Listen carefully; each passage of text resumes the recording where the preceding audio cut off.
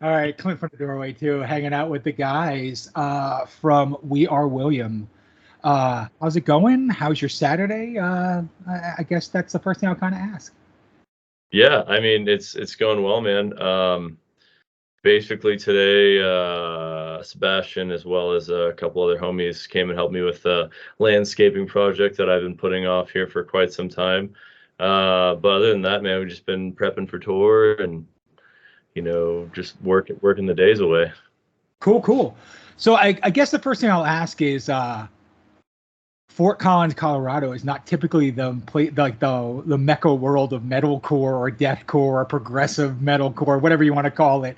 Why are you guys located there, and what's the scene like there right now?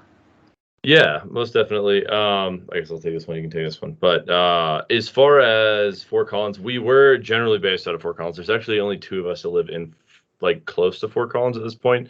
The band mainly is out of Denver, Colorado, which is obviously a really big hub. But yeah, as far as Fort Collins, we originated from Fort Collins.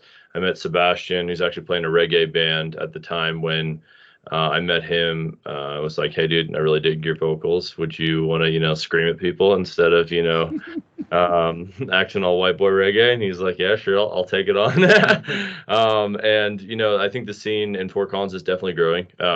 We've seen a couple of big acts come through. We've tried to get on a couple of those bills. As far as just making sure that we're continuing to grow that, metal fan base here in Fort Collins. But to be completely honest, a lot of the scene, bluegrass, dubstep, jam band shit for the most part. So we've got a small, tight-knit group of individuals within the scene, but Denver's definitely a bigger populace of the people that we surround ourselves with.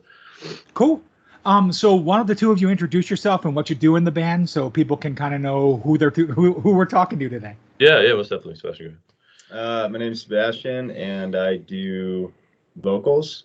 So everything intertwined with that, and then also take a bigger part in kind of the video side of things, more so like the big picture, overall narrative of the story, not so much the production. That's our boy Jeff over at Noble Bison Productions. So, but got a lot of images going through my head, so he helps them make a reality. Yeah, and I'm Cameron Johnston. I'm the guitar player and I guess backup vocalist for William. I do a lot of the booking side of things, so that's usually what I handle on my end. So cool. All right. So I'm gonna jump into the whole reggae vocalist thing because I want to talk about that because the first thing I picked up on, and I don't know how familiar you are with 80s and 90s hardcore, but you remind me a lot vocally of a lot of those Discord bands from the early 90s, late 80s, like Fugazi, Lungfish, stuff like that. You have that kind of reggae groove in your voice, even when you're doing the guttural stuff. So it's kind of there. There's a band from DC called Sorry About Your Daughter, and I talked about it in the review that you guys really remind me of. And they were on Discord, and they were like the fringe, metallic hardcore band that was on the label. And I feel like that's where you come from, is you come from that metallic hardcore kind of vibe, but you guys are kind of mixing prog and death metal into it. So talk to me a little bit about your vocal styles and how you came into this We Are William world. So yeah, I guess in my previous band, we had a lot of dubby songs, and it was very much in the vein of what reggae is.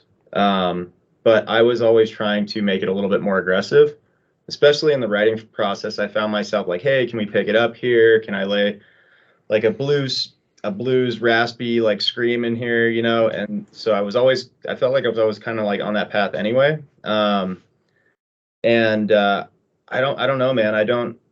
I'm glad that you hear that. I just kind of write what feels good. So I don't notice myself doing the reggae stuff, but I guess I did it for so long that it kind of seeps into the music. But I'm glad it fits so well because, it does. No, it literally does. I just want to write a vocal melody that sits really well, especially because a lot of the guys in William, that was a huge challenge for me coming into the band, was trying to write vocal melodies over very technical music and finding something simple that kind of glued pieces together. So the fact that it fits well and some stuff that I did before is actually complementary to that, that's awesome, man. I'm really glad to hear that. Cool. And that's what I was going to kind of talk about is what drew me to your band and why I wanted to talk to you and why I did a review was you mix elements in a way that other bands don't today. Like a lot of bands are just either metalcore, deathcore, progressive metal. Like a lot of them are afraid of melody, and you guys clearly are not fucking afraid of melody in any way, shape, or form. And that's where I wanted to kind of talk about, because I think the guitars really accent the vocals, like while they're going. Like when there's a really aggressive part, yeah, the down-tuned guitars really kind of pick up. But when there's a melody line, there's almost a pop sensibility to like what the band is doing. So I kind of like wanted to ask both of you together, like when you're writing these songs, do you kind of like, oh, you know what? The vocal line's going to be a little bit different. I'm going to do this. And maybe you had a guitar part like that was going to be completely different. And now you hear the vocal line and you kind of intertwine and make it what it is. Yeah, I would say, and Sebastian and I work really closely together with vocals, because I do like backup vocals. A lot of my influences like Dimmu Borgir, Opeth, that kind of stuff. And, and even, I would say even like, kind of in the sense, a lot of the Gojira, kind of heavy top end grit stuff. When we work with melodies, especially when we're writing, before we used to, hey, let's get a song structured, and then we'll see what we can do as far as working a melody on top of that. I think we've grown into a different way of writing now that is more based around, okay, we know, Sebastian is a really unique character in this story that we're creating, this album. And, how can we use him to be able to develop the music even farther?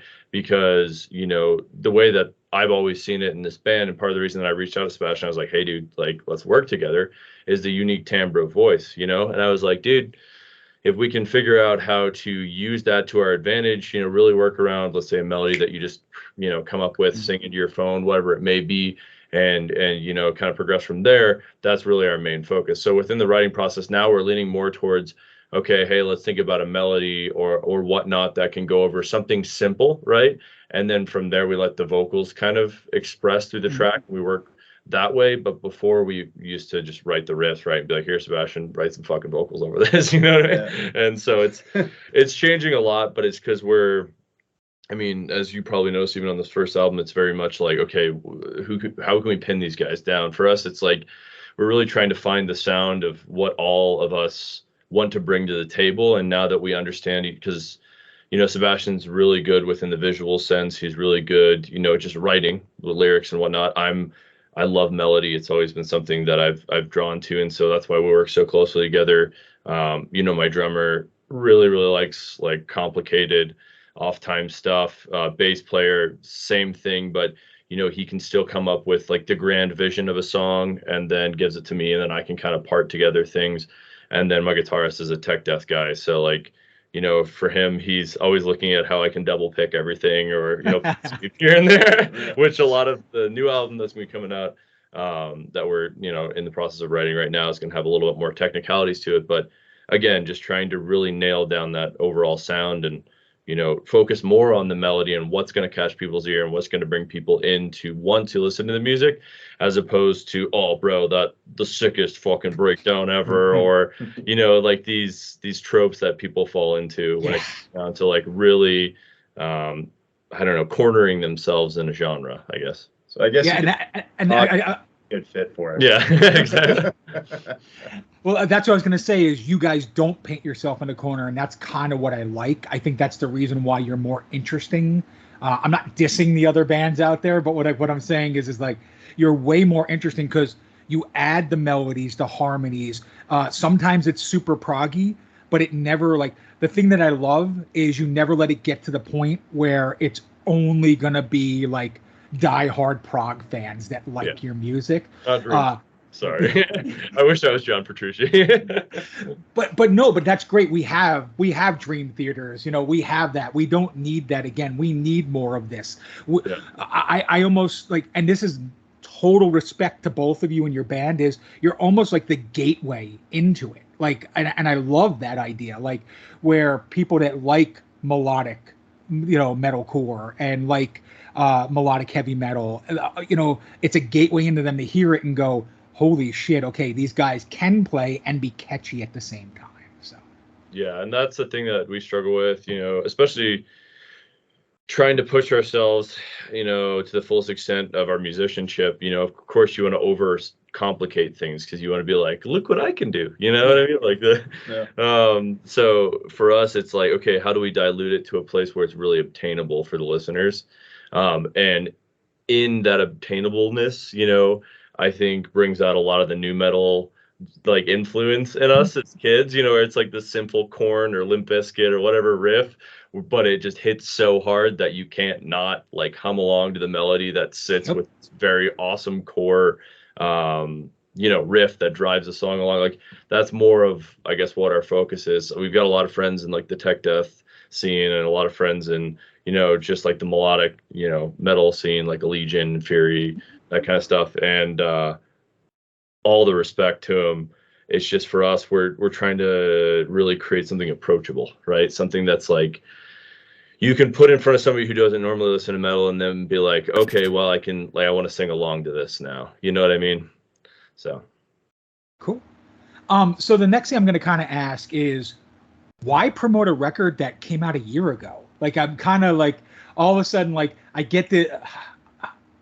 I've been friends with Zach for a while, all right? And I'm like, dude, this record's a year old. I'm like, why are you sending this to me? Yeah. And like, and then I saw why, because like I heard it. And was it just something that didn't get the views that you were hoping for, and this was the time to be able to do it? Yeah, I mean, really what it comes down to, man, is we're still, we're a pretty young band, and we're still growing within the approach of how we can market the album effectively, right?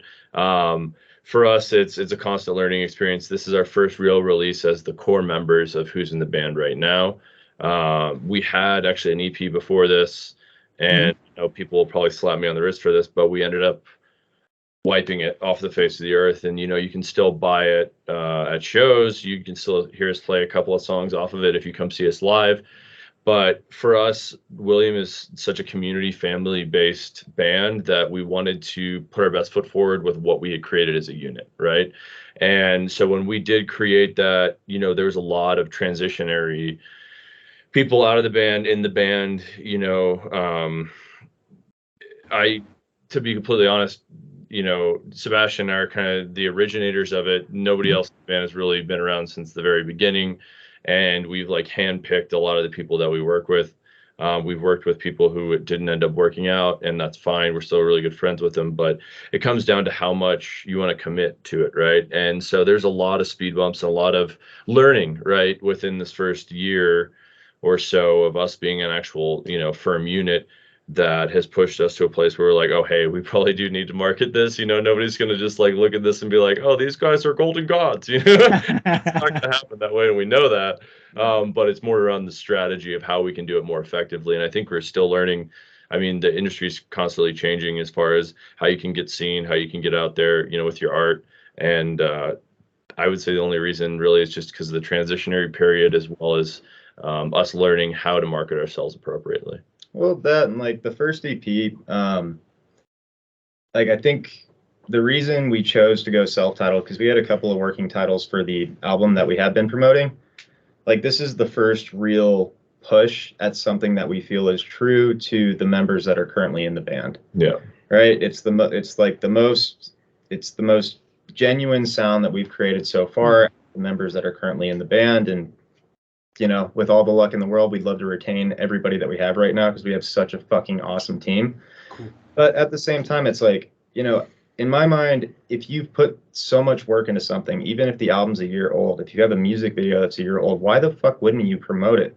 Mm-hmm. Right? The first send out, you might reach like 30% of the people that have elected to listen to you in the past. Mm-hmm. Right? But the fact that you've put, because like how long does it take to actually write that music? It takes your entire life.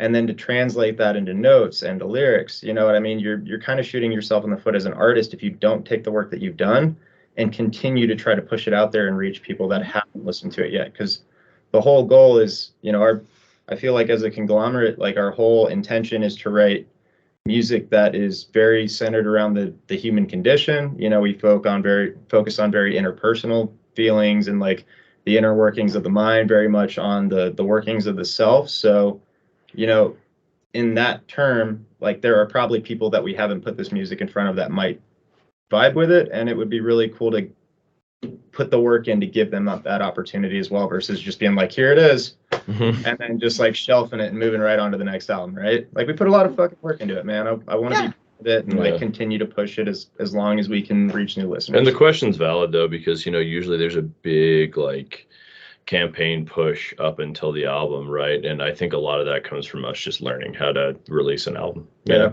The first time I picked it out, it was just like, well, here it is. Yeah.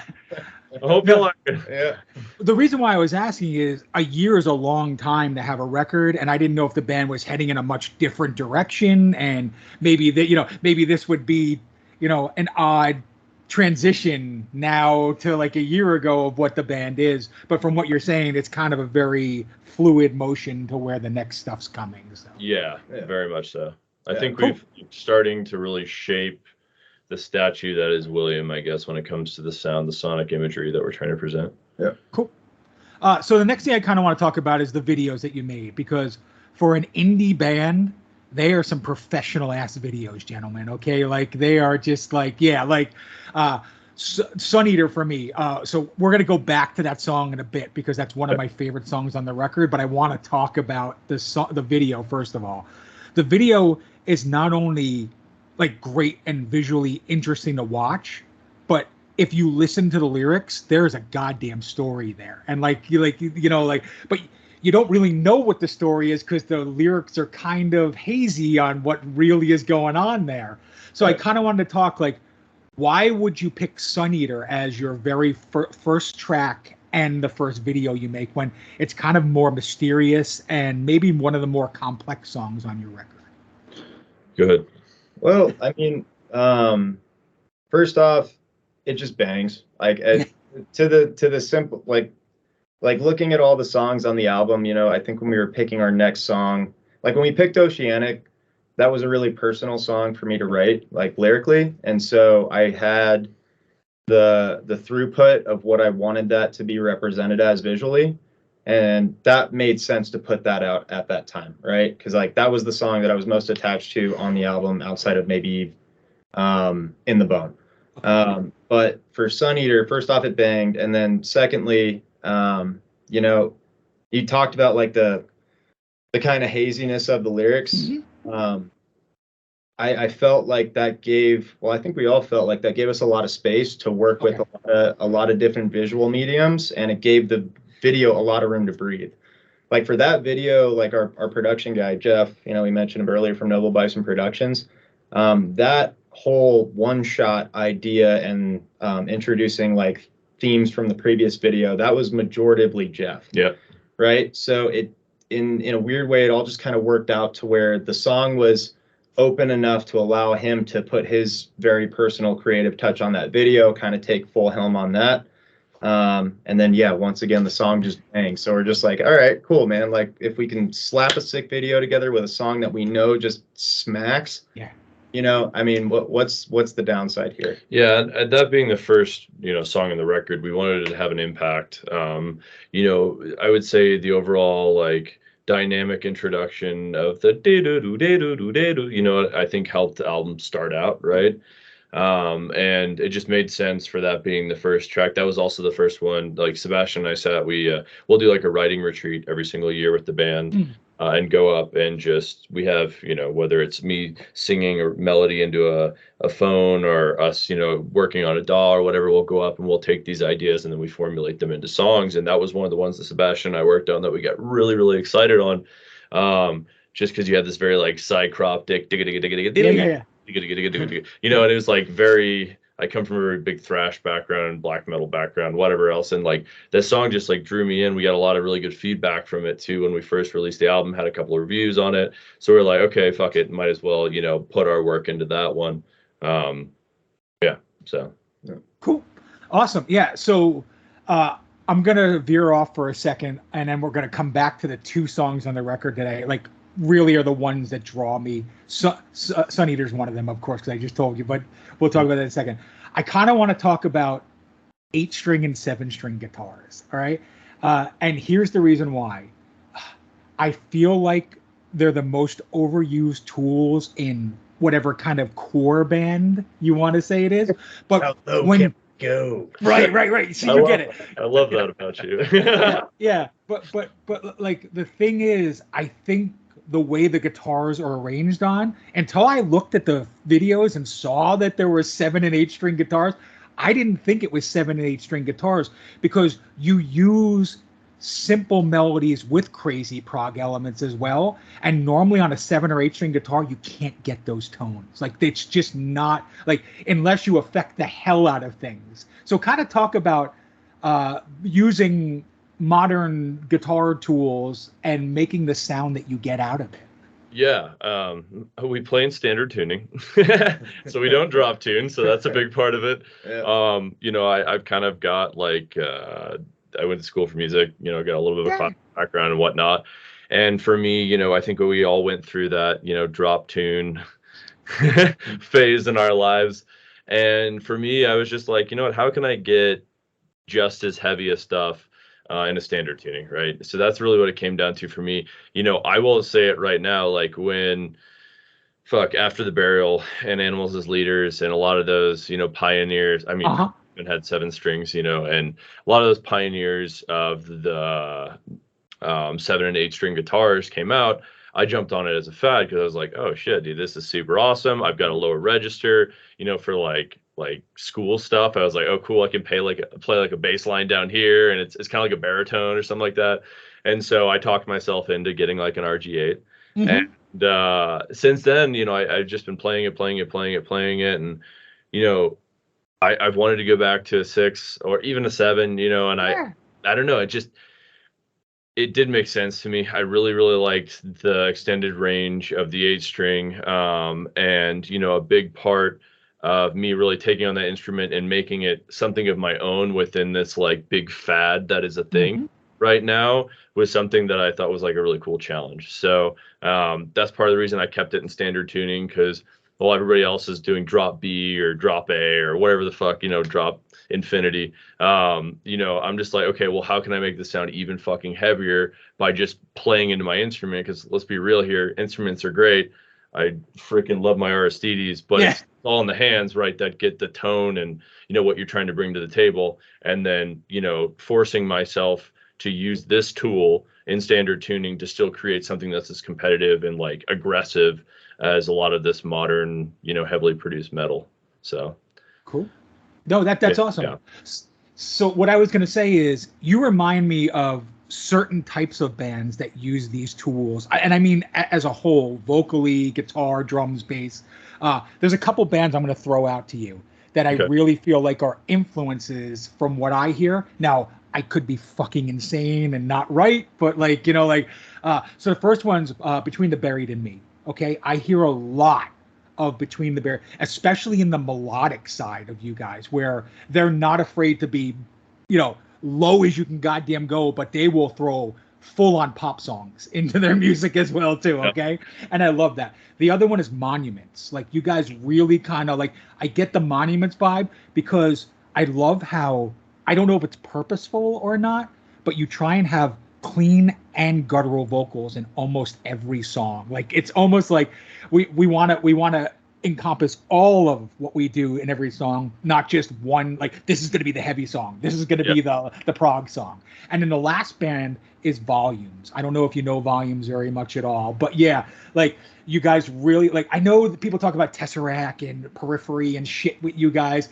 I don't hear that. That's all noodling bullshit to me. Okay, I'm just gonna be real honest. You guys don't noodle. Like, the thing with prog, like prog metalcore, whatever the hell you want to call it, is sometimes it's just a goddamn ego playing guitar, And with you guys, that's not what this is. Like Volumes and Between the Buried and Me, they challenge themselves to try and write metalcore or progressive songs within a pop element, and that's what I love about you as well too.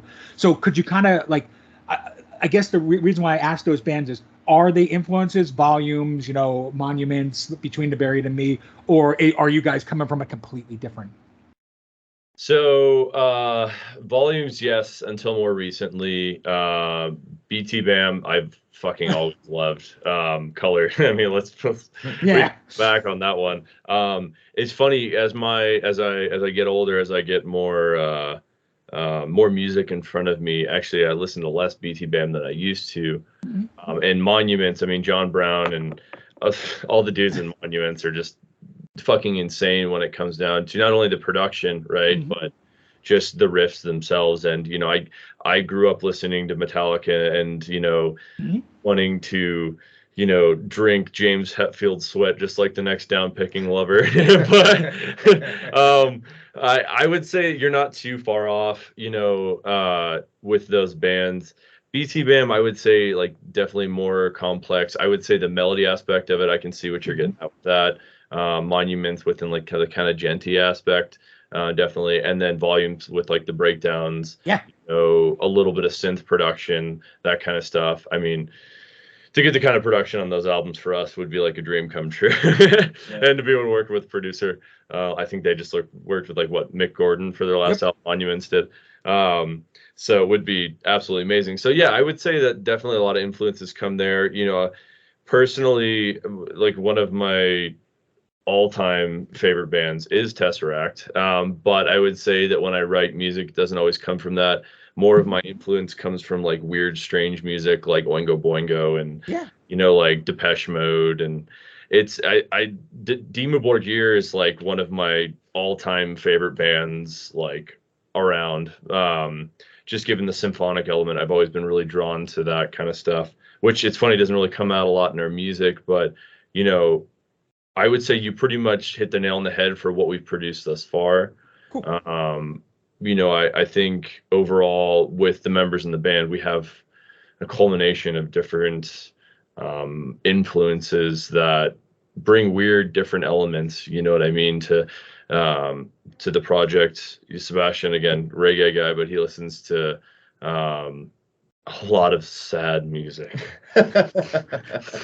You know what I mean? That's cool. The emotional discharge of it, definitely quite sad. There's a lot of bands like Meshuggah that were heavily influenced by like everyone. And whatnot. But I don't know, Sebastian, what would you say as far as influences? I would say within like the scope of bands that we could potentially play on tour with, nail on the head.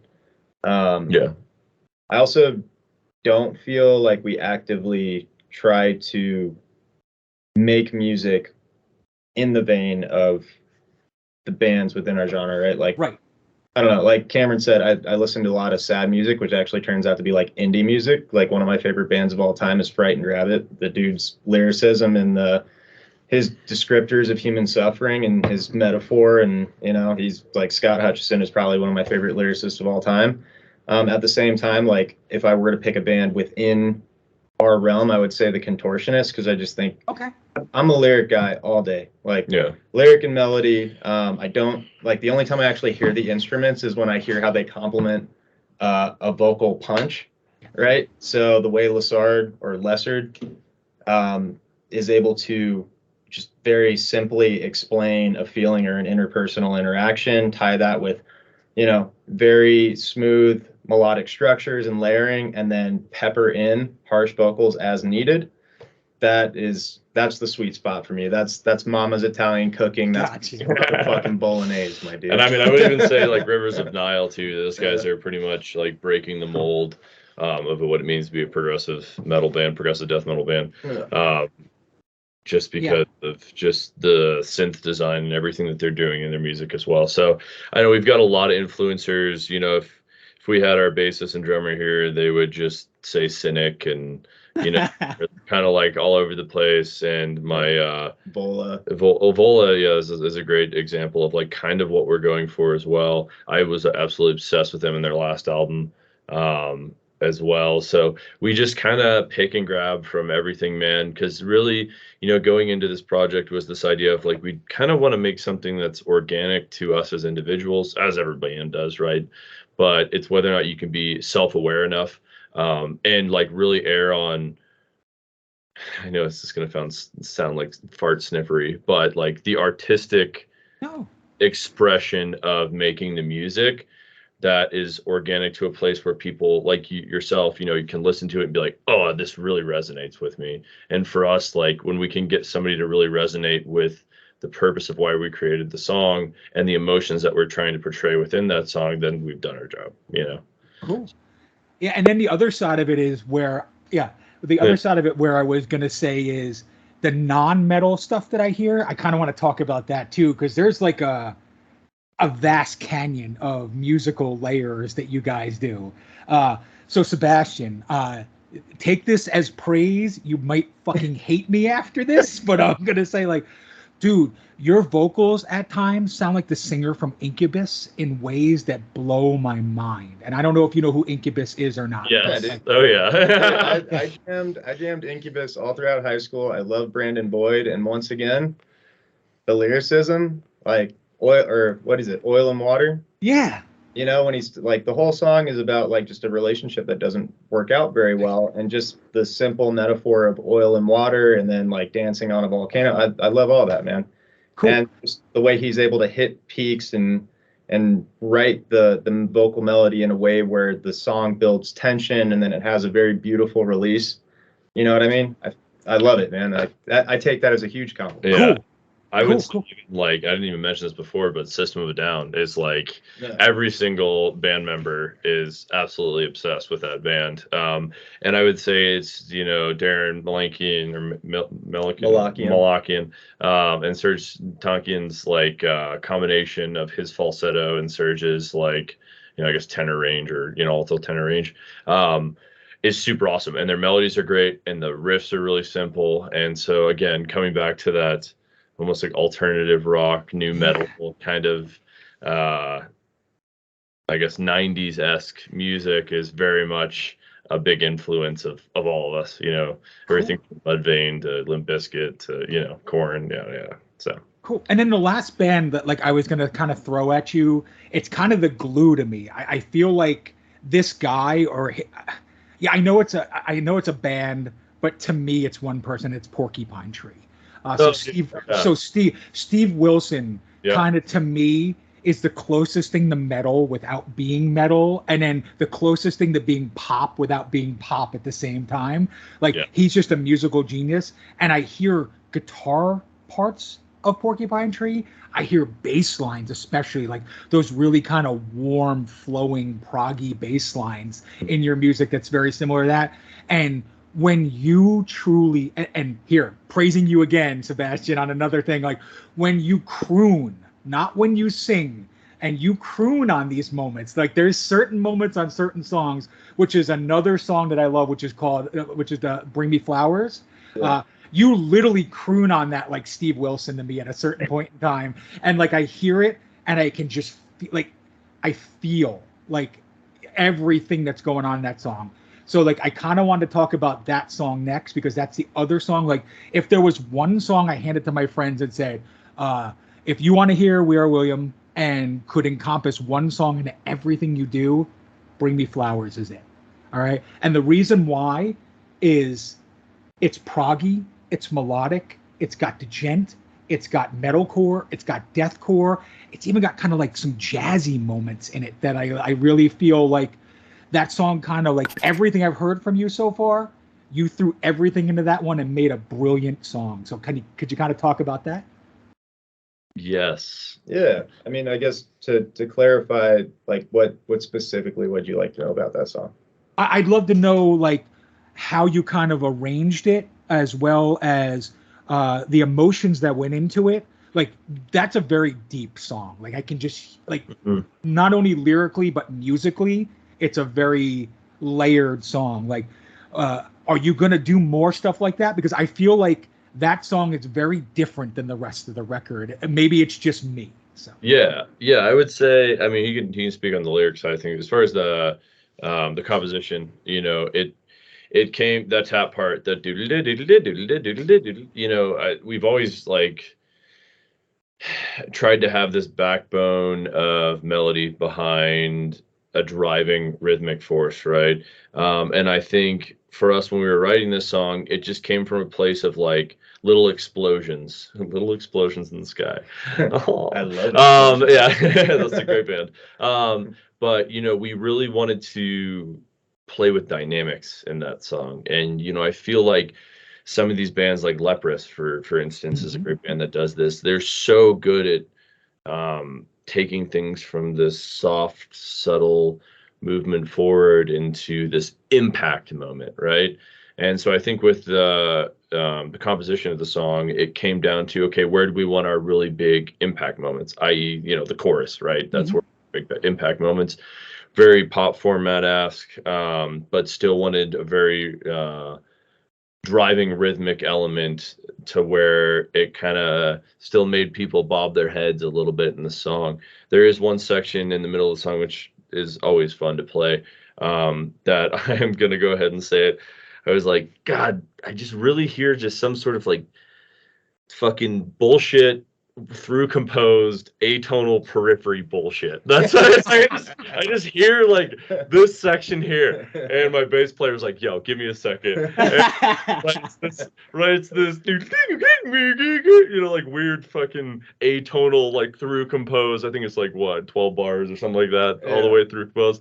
It's the only guttural piece in the whole song. Yeah, the only guttural piece in the song. Yeah, and well, I guess we get the chorus and stuff, but and then he put it in front of us, and we're like, "Yep, that'll work," you know what I mean? And then at the end of the song is just a straight ode to Tesseract, break into cleans, in the dead,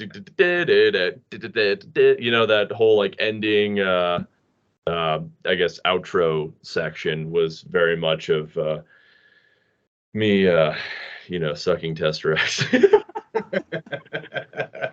So, you know, don't get me wrong, like, there were things that just happened organically, and we're like, well, wow, my influences are showing. Well, to be fair to you, we were also recording a Nocturne cover at the time. Yeah, it's that. Well, yeah, we did that, which was fucking tough because yeah.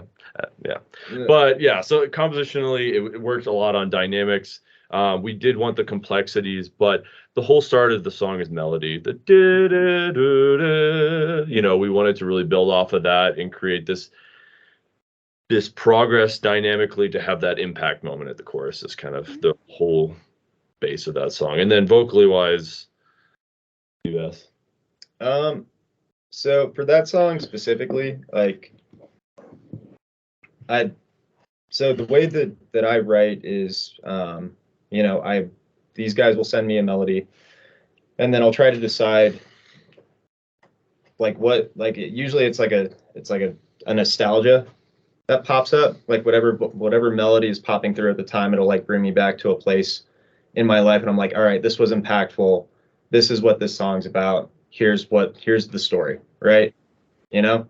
And so specifically for that song, just the melancholy nature of the, or I guess the longing nature of the melody is what kind of sparked that, like the whole idea behind the song is in the title, Bring Me Flowers, right? And it's very much so when I'm in the depths of my own neuroticism, I'm not very good at asking for help. I'm not very good at vocalizing where I'm at. I'm very much hey, I'm going to sequester myself and figure this out on my own, and then come back to a social setting when I feel like I've internally worked through whatever's going on.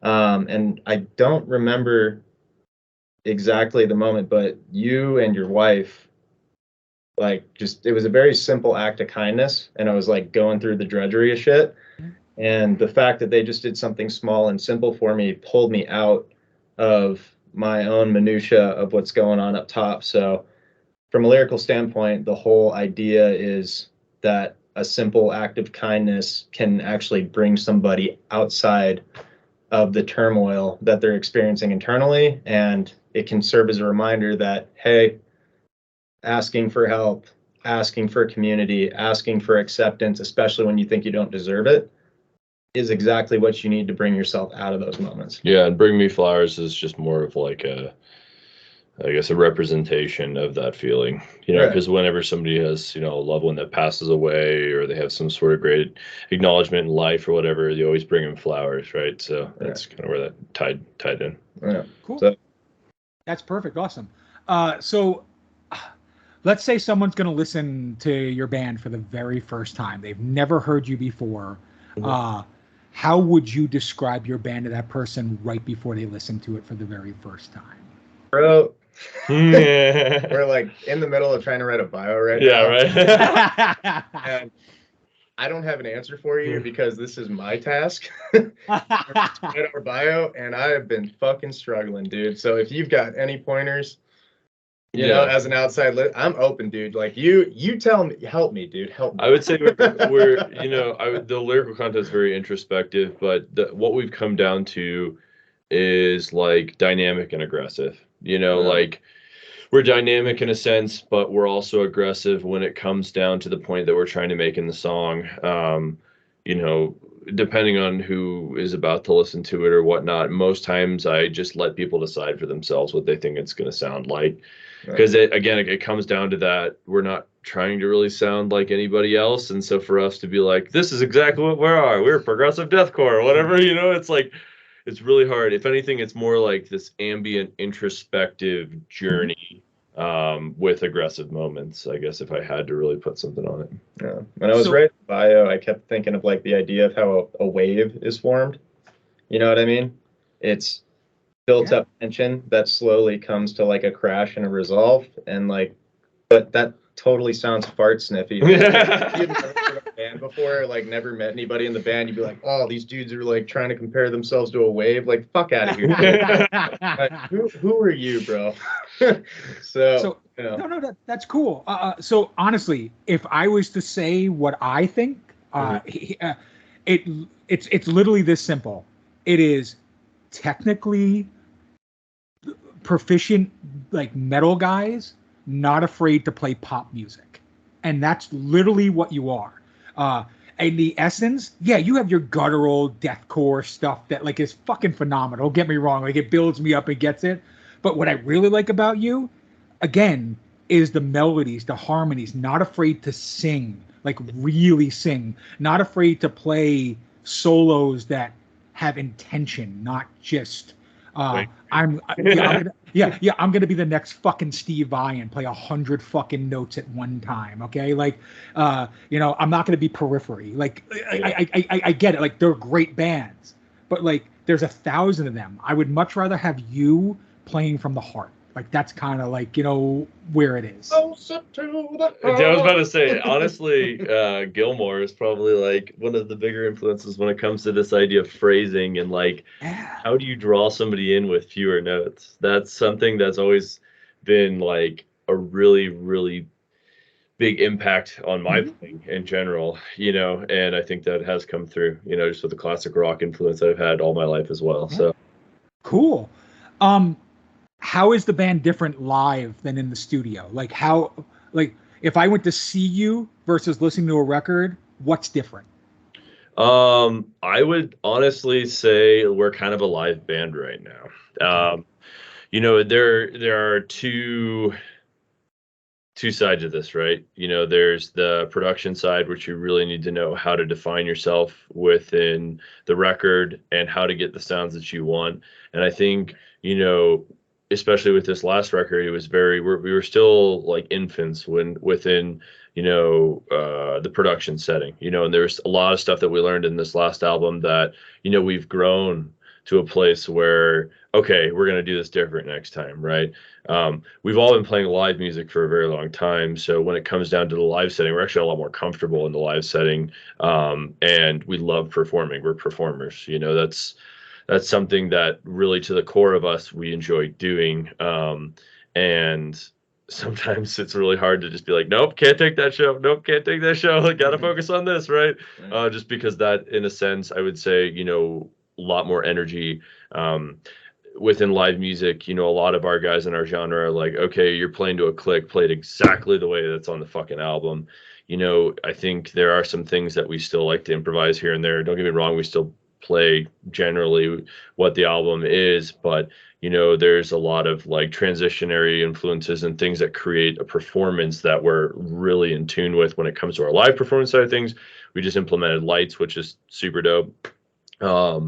And you know, a lot of energy when it comes to the live performance that a lot of people who come to see us, they're like, holy fuck, like I could get on board with this band. I feel like we still have a little work to do when it comes to the production side.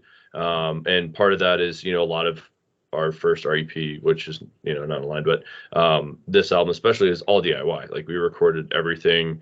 We did drums on our own. We did everything. And through that process, it helped us really grow and learn. But I would say live, you know, you're going to get a lot of energy. We have triggered light performance. You know, we try to engage a lot with our fans. There's been a couple occasions where we do stupid shit like jump in the crowd and fuck people up while we're playing, and like, you know, like we're like 90s kids, dude. So when it comes down to like, I know I hate to say it, but Woodstock 99, when, you know, shit's going fucking crazy, it's like there's a pulse to that. We really love that live energy. And you know, now it's like on the opposite side of things, is like everything is so online, everything is so heavily produced nowadays that's like, okay, where do we find our niche on the production side to where people listen to us and they're like, oh hey, this is really competitive, I definitely want to come out and see these guys. Not to say that we didn't get, you know, elements of that on the last album, but I feel like we can grow still when it comes down to the production of the music. Yeah, so to like kind of like in a roundabout way answer your question like that, I would say the split between a live performance and a studio performance. In a studio setting, we are very much trying to be as true to what somebody could expect off the album, right? However, in a live setting, you know, studio setting, we're trying to do like the Incubus thing, like you said. Like if you go to see an Incubus show, there is very little variance between what you hear on their album and what you hear in a live setting, which is what makes them such a great band, right? Mm-hmm. There's no false promises. I think a little bit of that gets sacrificed in our live shows because we are so focused on trying to let ourselves go, be in the moment, really give somebody a very genuine experience as to how we feel performing this music. So there will be slight differences between like a studio performance and a live setting, but it's solely in the spirit of trying to be as genuine in that setting as possible. Yeah, and that's the thing too.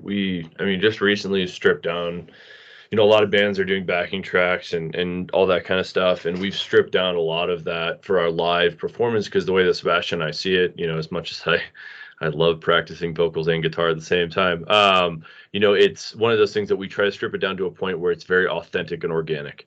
And if we do have layers, it's because, you know, Sebastian and I can't do harmonies with our vocals on our own just yet. You know, it's like him and I can do a harmony, but if we've got another, like say octave on it or whatever else, we'll have that reinforcing. You know, we don't have a synth player, so we'll have that reinforcing. But for the most part, we're trying to strip it down live to it's like, here's the raw organic sound. And then, you know, like you said, within the production, we try to keep that to a sense. So we're not overproduced, but we're still like competitive, I guess. Cool. Yeah. So I guess the last real question I'm going to ask is going to be a difficult one. So I always do this for bands that I've enjoyed conversations with, and I've enjoyed this conversation. So thank you for this conversation as well. Yeah. So if there was one band that you would hand one of your songs over to and allow them to arrange it in their own style, their own way, is there a band that you'd like to hear your music created by? Contortionist, hands down for me. Okay. All day. That Michael Lassard with the layers, like, just, dude, if you're listening right now, like, just, I'll pay you, dude. Just I'll pay you. Contortionist is a good one, but God, they fucking nail it, dude. They nail it so hard. God, I'm trying. This is a really hard question. I honestly,